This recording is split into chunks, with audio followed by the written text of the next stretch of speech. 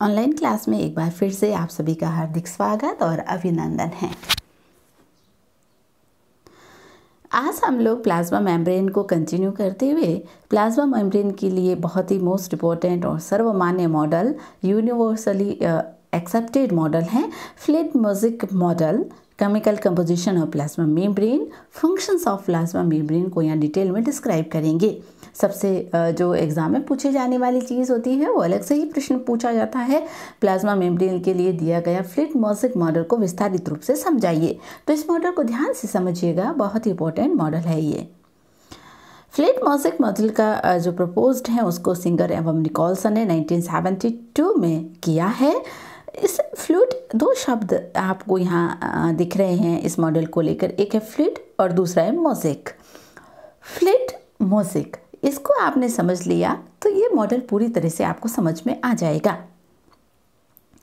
Diagram से समझते हैं हम इसको पहले कि फ्लिट-मॉजिक मॉडल का क्या मतलब होता है। यहाँ से देखिए, फ्लिट-मॉजिक मॉडल का मतलब होता है कि सिंगर एवं निकोलसन के अनुसार लिपिड बाई लेयर होती है। लिपिड की दो परतें होती हैं। आप यहाँ पर देख रहे हैं ये लिपिड की दो परतें 1, 2 लिपिड बाई लेयर के रूप में पाया जाता है।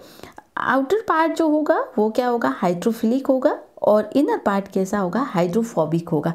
यानी कि बाहरी दोनों क्षेत्र जो होंगे वो हाइड्रोफिलिक होंगे और अंदर का पूरा जो रीजन होगा वो हाइड्रोफोबिक होगा।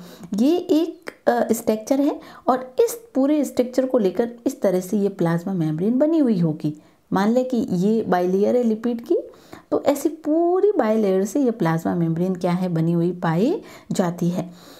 तो ये बीच वाला जो पोर्शन है प्लाज्मा मेम्ब्रेन का, ये कैसा है, हाइड्रोफोबिक है, और इधर से भी आउटर और इधर से पूरा आउटर, ये क्या है, हाइड्रोफिलिक रीजन है। तो पहली बात आपको ध्यान में रखनी है कि लिपिड जो होता है वो आउटर रीजन होगा वो हाइड्रोफिलिक होगा और इनर रीजन होगा वो कैसा होगा, हाइड्रोफोबिक होगा। सिंगर एवं निकोलसन के अनुसार लिपिड यहाँ पर जो होगा वो सेमी फ्लूइड, अर्ध तरल अवस्था में होगा। जो प्लाज्मा मेम्ब्रेन की जो फ्लूइडिटी है, जो मोबिलिटी है, वो लिपिड बाई लेयर के कारण होती है। ये लिपिड अनसैचुरेटेड अवस्था में होते हैं, असंतृप्त अवस्था में लिपिड अधिक पाए जाते हैं। खासकर हमने बात की कि लिपिड फास्फोलिपिड अवस्था में होता है। मुख्य जो लिपिड होगा वो क्या होगा, फास्फोलिपिड। इसके अलावा कोलेस्ट्रॉल जो है वो भी मोबिलिटी को बढ़ाता है, फ्लूइडिटी को बढ़ाता है। कई एनिमल सेल्स हैं जिसमें कोलेस्ट्रॉल होता है। तो ये फ्लूइड जो होगा, फ्लूइड की मीन्स होगा कि पहली बात फ्लूइड में क्यों हमने फ्लूइड इसको नाम दिया, क्योंकि फ्लूइड जो होगा उसमें लिपिड अर्ध तरल अवस्था में होगा, सेमी लिक्विड स्टेज में होगा। अर्ध तरल अवस्था में होने के कारण इस लिपिड की मोबिलिटी सेल वॉल के अंदर होगी। यानी कि जिस तरह से समुद्र में लहरें आती है तो समुद्र किस तरह से अप डाउन होता है, उसको हम फ्लूइडिटी कहेंगे। उससे समझिए कि इस तरह से फ्लूइडिटी, तो ये उसकी क्या हो गई, फ्लूइडिटी हो गई। और मोबिलिटी मतलब मूवमेंट हो रही है कि लिपिड के मॉलिक्यूल्स मेम्ब्रेन के अंदर मूवमेंट कर रहे हैं। ठीक है, मूवमेंट क्यों हो रही है उसकी बात हम थोड़ी देर में करेंगे। तो फ्लूइड का मतलब समझ में आ गया ना कि लिपिड जो होंगे वो सेमी सॉलिड अवस्था में होंगे, सेमी लिक्विड अवस्था में वो होंगे, और उनकी मोबिलिटी सेल के अंदर होती रहती है। वो अपना स्थान सेल में परिवर्तन करते रहते हैं, लाइक ओशियन जैसा इसको कहा गया है, वो इसीलिए कहा गया है। दूसरी बात होगी कि ये मोज़ेक क्यों है, इसको मोज़ेक क्यों कहा। मोज़ेक इसीलिए कहा कि आप लोगों को याद हो, तो मैंने जब पीछे, आप याद नहीं होगा, आपने वीडियोस देखिए आप लोग, और पीछे का वीडियो आपको देखना ज़रूरी है इस मॉडल को समझने के लिए, कि लिपिड बाई लेयर में जो प्रोटीन होता है वो दो तरह के प्रोटीन्स होते हैं। कैसे, अब एक आउटर प्रोटीन है, ये बाहर की तरफ होता है, और एक ये इंटरनल प्रोटीन है, इंटरनल आंतरिक प्रोटीन है। अब जो प्रोटीन जो होगा वो इरेगुलर ही होगा, एक जैसा प्रोटीन नहीं है, ग्लोबल प्रोटीन है या और स्ट्रक्चर जो प्रोटीन है उस तरह का प्रोटीन है। Asymmetric arrangement of protein known as mosaic arrangement. Mosaic का मीन्स क्या है, मोज़ेक यानी कि बिखरा हुआ, इस तरह से इस तरह से इस तरह का अरेंजमेंट। ये अरेंजमेंट क्या है, मोज़ेक अरेंजमेंट। तो जो प्रोटीन होगा उस प्रोटीन का मोज़ेक अरेंजमेंट इस लेयर में रहता है, आउटर और इंटरनल प्रोटीन्स का। ये मोजेक रूप से अरेंज नहीं, बिखरे हुए असिमेट्रिक रूप से अरेंजमेंट रहते हैं, इसलिए इसको मोजेक कहा जाता है। तो fluid means semi lipid bilayer, mosaic means asymmetric arrangement of protein in plasma membrane. The model known as semi-fluid mosaic model proposed by Singer and Nicholson in 1972. समझ में आ गई ना कि लिपिड जो लेयर होगी यहाँ पर, एक बार फिर से देख लीजिए कि ये मॉडल है यहाँ पे कि लिपिड जो बाइलेयर होती है, ये लिपिड बाइलेयर यहाँ पर होगी। लिपिड की मोज़ेक जो है सिंगर एवं निकोल्सन 2 लेयर मान रहे हैं लिपिड की, आउटर और इन 2 लेयर हैं। बीच का रीजन पूरा हाइड्रोफोबिक है, बाहर का हाइड्रोफिलिक है। लिपिड जो यहाँ पर प्रोटीन जो होगा, जो लिपिड है वो सेमी सॉलिड अवस्था में रहता है, अर्ध तरल अवस्था में यहाँ पाया जाता है, सेमी लिक्विड अवस्था में यहाँ रहेगा। और जो प्रोटीन होंगे वो 2 तरह के प्रोटीन है, आउटर और इंटरनल। इनका जो अरेंजमेंट है असिमेट्रिक होता है, ये एकदम रेगुलरी अरेंजमेंट नहीं होते हैं, इस कारण इसको क्या कहा जाता है, असिमेट्रिक प्रोटीन कहा जाता है। अब ये फ्लूइड मोज़ेक का मतलब क्या हुआ कि फ्लूइड मोज़ेक का मतलब आप ऐसे समझिए कि ये प्रोटीन का इस तरह से ये लिपिड और बीच बीच में प्रोटीन धसे हुए पाए जा रहे हैं। तो अब क्या होगा कि जब सेल सिग्नलिंग, जब आप बड़ी क्लासेस में जाएंगे ना तो सेल सिग्नलिंग का टॉपिक पढ़ेंगे। सेल आपको पता है सेमी प्रीमेबल मेम्ब्रेन है, ये आयंस मॉलिक्यूल्स एंड और कोई छोटे मॉलिक्यूल्स हैं उनको अंदर बाहर आने की परमिशन देती है।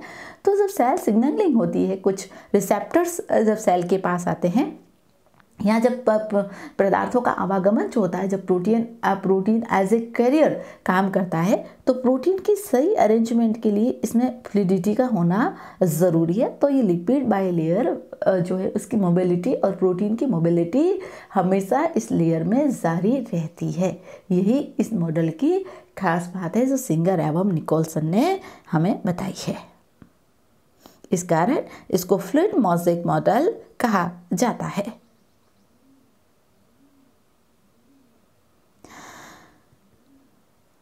कैसे, यह मैं आपको बता ही दिया मैंने आप लोगों को कि ये तरल मोज़ेक मॉडल है।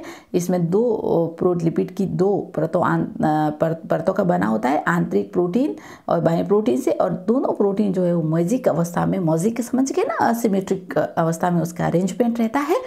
आंतरिक जो प्रोटीन होता है यहाँ तो वो पूर्ण रूप से अंदर धंसा हुआ रहेगा, यहाँ आंशिक रूप से। पूर्ण रूप और आंशिक रूप का मतलब समझ गए कैसे, अभी बताते हैं इसको। पूर्ण या आंशिक का मतलब क्या है, प्रोटीन ये देखिए एक पूरी तरह से अंदर धंसा हुआ है तो ये पूर्ण रूप से कहलाएगा, इस तरह से।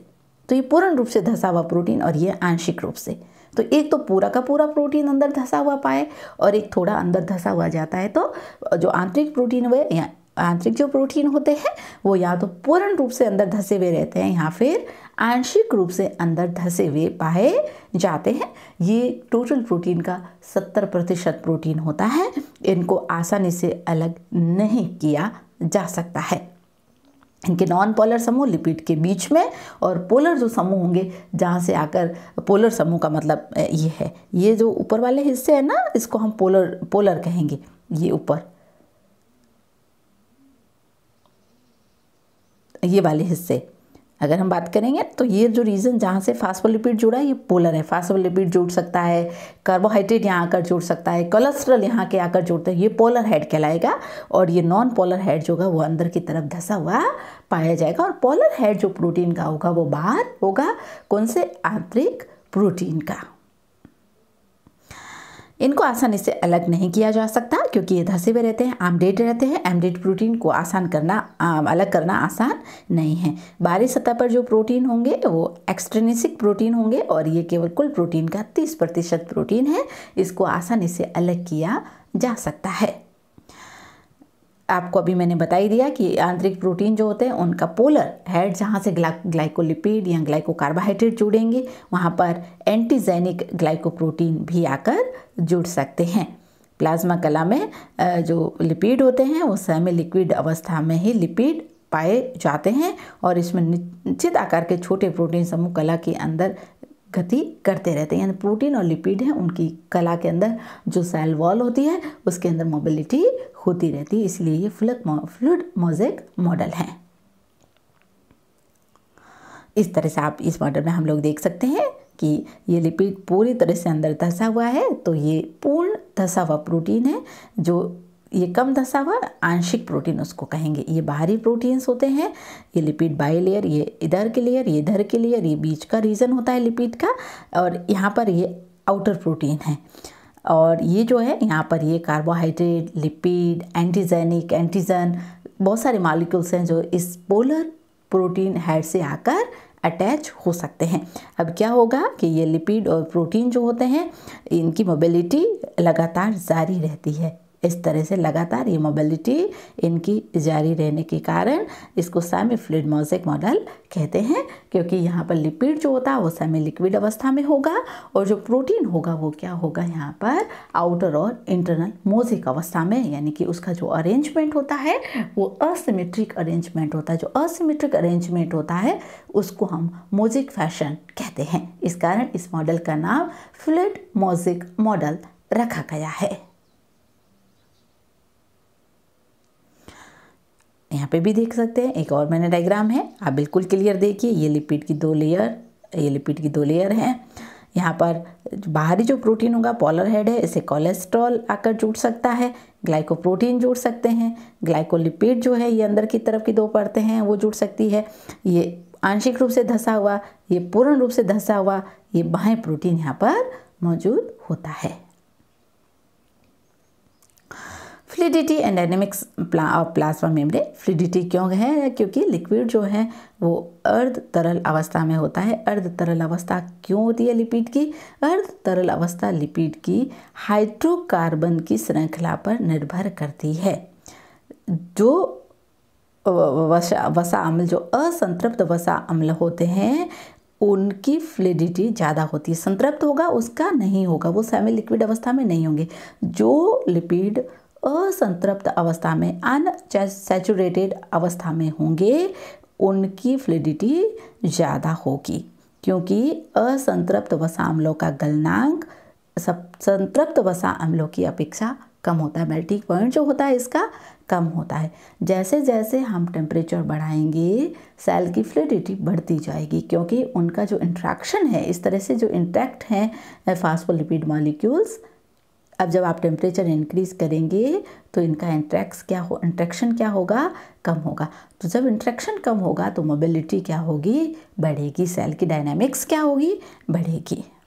अधिकतर जैविक क्रियाओं में असंतृप्त लिपिड, यहाँ ध्यान में रखिएगा, फ्लूइडिटी का जो रीज़न है वो यही है, अनसैचुरेटेड लिपिड की मौजूदगी। असंतृप्त लिपिड अणुओं की उपस्थिति ही इसको फ्लूइडिटी प्रदान करती है, जिसके कारण लिपिड बाइलेयर का गलनांक जीव की शारीरिक ताप से कम होता है। कम ताप पर रहने वाली कोशिकाओं में असंतृप्त लिपिड ज़्यादा पाया जाता है। इसके कारण ये फ्लूइडिटी होती है।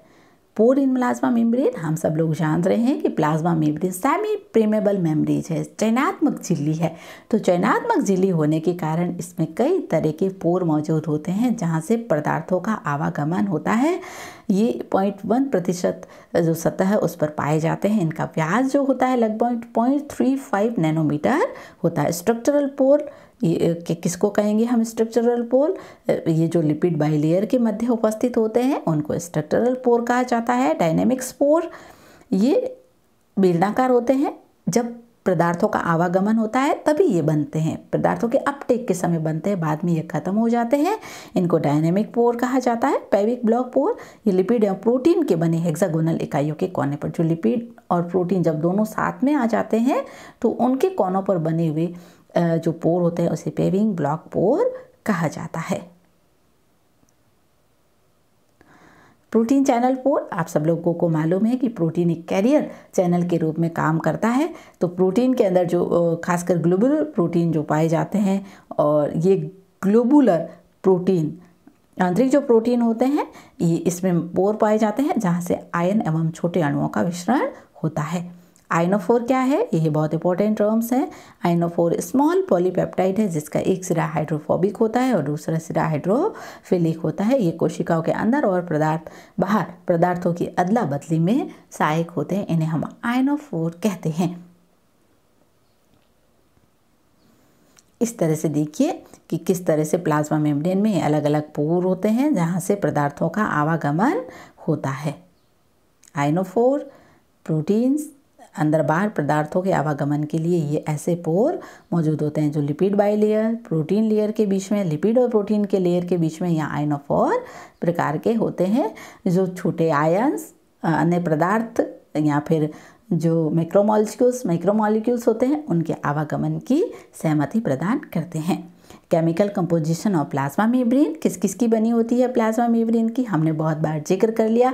प्लाज्मा मेम्ब्रेन 3 चीज़ों से मिलकर बनती है, मुख्य रूप से लिपिड, प्रोटीन और साथ में कार्बोहाइड्रेट। लिपिड मुख्यतः कौन सा होता है? फास्फोलिपिड। इसके अलावा ग्लिसरोफॉस्फोलिपिड जो है मोस्ट कॉमन लिपिड है, फिर स्पिग्नोलिपिड, कोलेस्ट्रॉल थर्ड मेजर पार्ट जो लिपिड का कंपोजिशन है। प्रोटीन 2 तरह के प्रोटीन हैं, इंट्रिंसिक प्रोटीन और outer peripheral protein. Internal protein में लिपोप्रोटीन और ग्लाइकोप्रोटीन। कार्बोहाइड्रेट जो होगा वो ग्लाइकोप्रोटीन जो होगा उससे जो जुड़ा रहता है, जो प्रोटीन लेयर है उससे जुड़ा हुआ पाया जाता है। फॉस्फोलिपिड है, लिपिड में फॉस्फोलिपिड, ग्लाइकोलिपिड और cholesterol. Lipid are amphipathic in nature. Amphipathic का मतलब क्या होता है?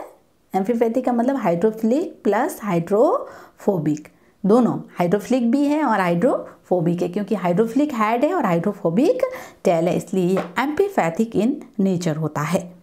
एम्फीपैथिक नेचर का मतलब पोलर और नॉन पोलर दोनों रीजन का उपस्थित होना। लिपिड कंटेन एंड कंपोजिशन और वेरियस मेम्ब्रेन इज डिफरेंट। अलग अलग मेम्ब्रेन में इसका कंपोजिशन अलग अलग हो सकता है। मुख्य रूप से फॉस्फोलिपिड होता है, इसके अलावा कोलेस्ट्रॉल, स्पिग्नोलिपिड जैसे भी पाए जाते हैं। जैसे अगर ह्यूमन बीइंग की सेल की हम बात करेंगे, मैमल्स की सेल की बात करेंगे तो उसकी सेल वॉल में कोलेस्ट्रॉल भी मौजूद होता है सेल मेम्ब्रेन में। प्लांट में ऐसा नहीं होगा। फॉस्फोलिपिड 50 से 90% तक होता है। मेनली ये लेसिथिन और सिफेलिन होता है। Forms of lipid bilayer structure, ये लिपिड की बाइलेयर स्ट्रक्चर होती है इस तरह से। ये नॉन पोलर हेड, ये जो है पोलर हेड है, ये नॉन पोलर, बाहर की तरफ पोलर रीजन, अंदर की तरफ नॉन पोलर रीजन होता है। ग्लाइकोलिपिड 5% होता है, मुख्य रूप से स्पिग्नोफॉस्फोलिपिड ये पाया जाता है। Ganglioside contain branch chain as a many sour residues. Cholesterol 2 से 2.5% होता है और ये मेम्ब्रेन की फ्लूइडिटी को रेगुलेट कर रहा है। कोलेस्ट्रॉल का भी फ्लूइडिटी में बहुत महत्वपूर्ण योगदान होता है। प्रोटीन जो हैं वो ग्लोबुलर या फाइब्रस प्रोटीन होते हैं, आंतरिक प्रोटीन और बाह्य प्रोटीन। इंटरनल प्रोटीन जो होते हैं वो एम्फीपैथिक नेचर के होते हैं। मैंने आपको पहले ही बात की कि इसका जो पोलर हेड होगा वो बाहर की तरफ होगा और नॉन पोलर हेड होगा वो अंदर की तरफ होगा। पोलर हेड होगा उस पर कई एंटीजन आकर जुड़ते हैं। पेरिफेरल प्रोटीन जो होगा ये भी ये बहुत वीक अटैच रहता है, पेरिफेरल यानी बाहरी प्रोटीन, और इसको आसानी से अलग किया जा सकता है।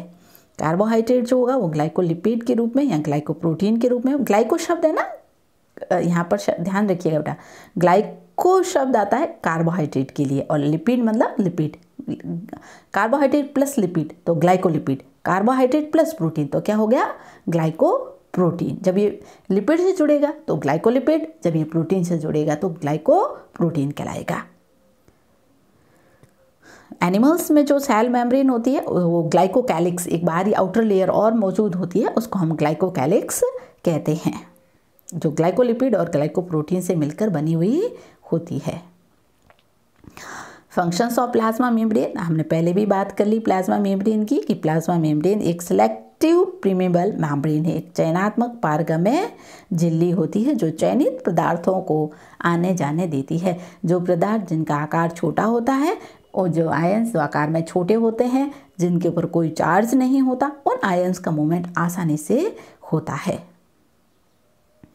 इसके अलावा डिफ्यूज़न के लिए, डिफ्यूज़न का मतलब ये प्रभाव प्रसरण से है, ये तब तक होता रहता है, यानी कि जो विसरण की क्रिया है वो विसरण तब तक होगा जब तक पदार्थों का जो कंसंट्रेशन है दोनों आउटर और इनर बराबर नहीं हो जाती, तब तक वहाँ पर पदार्थों का क्या होगा? डिफ्यूज़न होगा।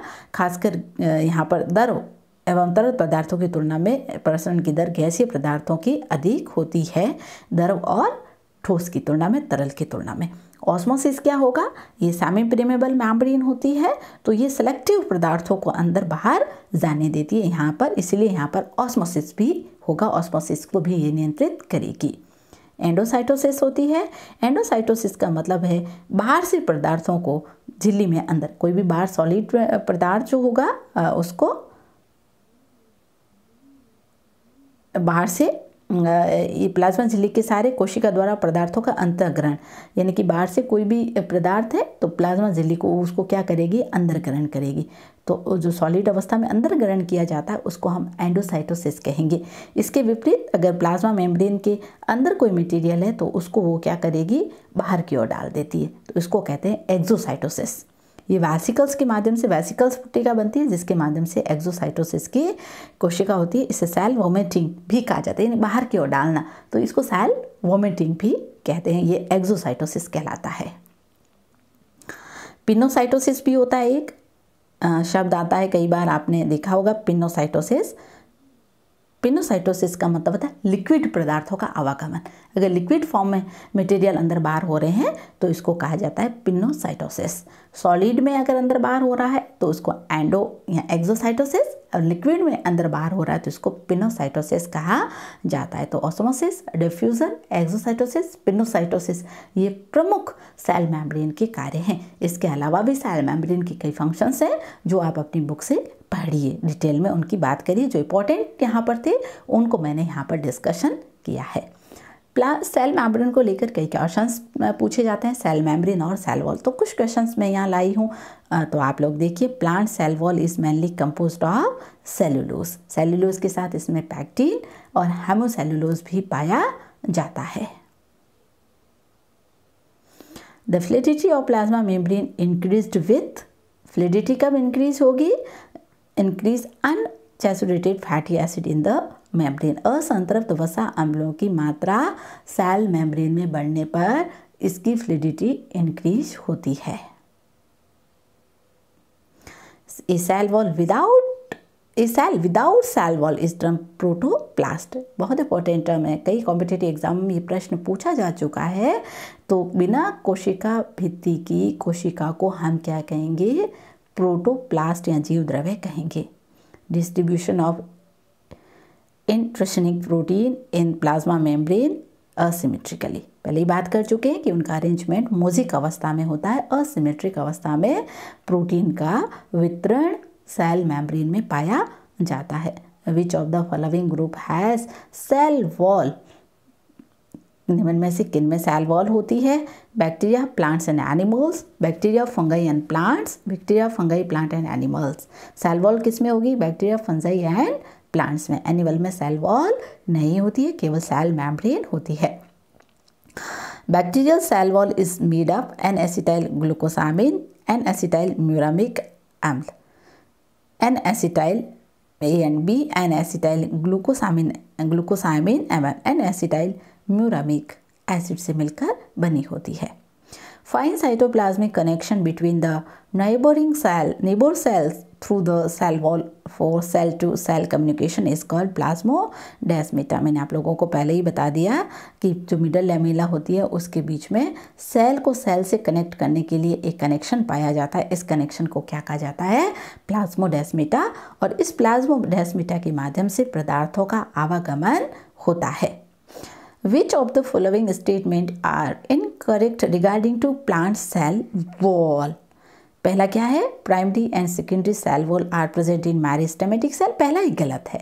मेरिस्टेमेटिक सेल में जो है वो प्राइमरी और सेकेंडरी सेल वॉल प्रेजेंट नहीं होती है। बिल्कुल एक सेल, सिंगल सेल होती है जो डिवीज़न कर सकती है। Secondary cell wall consist of 3 layer, बिल्कुल S1, S2, S3 है। In certain plant tertiary cell wall also present made up of xylan. बिल्कुल कुछ पदार्थ, जैसे हमने किसकी बात की थी, कॉनिफर की फ्रैकेट्स में ये पाई जाती है जो जाइलिन से बनी हुई होती है और मिडल लैमिना पैक्टिन और लिग्निन की मिलकर बनती है। तो ये कुछ क्वेश्चंस थे जो मैं आप लोगों को लिए लेकर आई थी। और भी ऐसे क्वेश्चंस हैं जो एग्जाम में पूछे गए हैं, आप सर्च करिए, इसे पढ़िए। सबसे इंपॉर्टेंट चीज़ थी यहाँ पर fluid mosaic model. Fluid mosaic model means क्या था, फ्लूइड यानी लिपिड जो था वो सेमी लिक्विड अवस्था में होता है और प्रोटीन जो है वो असिमेट्रिक अवस्था यानी मोज़ेक फैशन में व्यवस्थित होने के कारण इनको हम फ्लूइड मॉज़ेक मॉडल कहते हैं। लिपिड का जो नेचर है वो मोबिलिटी वाला नेचर क्यों है, क्योंकि मुख्यतः फास्फोलिपिड है और सेल वॉल मेम्ब्रेन में प्रेजेंट फास्फोलिपिड अनसैचुरेटेड असंतृप्त अवस्था अम्लों के बने होने के कारण इसमें फ्लूइडिटी होती है। तो ये सिंगर एमा निकोलसन द्वारा 1972 में प्रपोज किया गया सेल मेम्ब्रेन का सर्वमान्य यूनिवर्सल एक्सेप्टेड मॉडल है, सर्वमान्य मॉडल है सेल मेम्ब्रेन का। कई बार प्रश्न एग्जाम में इस तरह से भी पूछा जाता है, कोशिका झिल्ली के लिए प्रस्तुत किया गया सर्वमान्य मॉडल समझाइए। तो सर्वमान्य मॉडल जहाँ भी नाम आता है, यूनिवर्सल मॉडल जहाँ भी नाम आता है, आप किसका नाम लेंगे, सिंगर एबम निकोलसन द्वारा प्रपोज्ड फ्लूइड मॉज़ेक मॉडल। अच्छे से इस वीडियो को सुनिए। PDF आपको क्लास जो रूम है वहाँ पर अवेलेबल हो जाएगी। Thank you.